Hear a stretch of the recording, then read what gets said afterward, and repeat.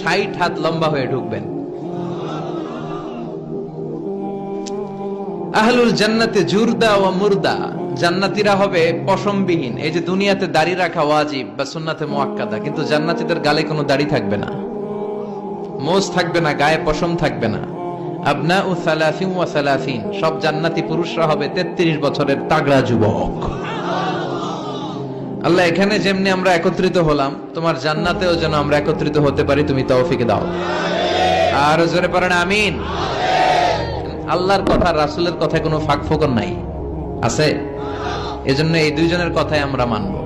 বিদায় হজের ভাষণে বিশ্বনবী বলেছিলেন, লাকাদ তারাকতু ফীকুম আমরাইন লান তাদিল্লু মা তামাসসাকতুম বিহিমা কিতাবাল্লাহ ওয়া সুন্নাত রাসূলি। আমি তো চলে যাব, রেখে যাব দুটো জিনিস, যদি দুটো জিনিসকে মেনে চলো কখনো বিভ্রান্ত হবে না। একটা হচ্ছে আল্লাহর কিতাব, আর একটা হচ্ছে বিশ্বনবীর সুন্নাত। এই দুইটা আমরা আঁকড়ে ধরবো। রাজি আছেন তো?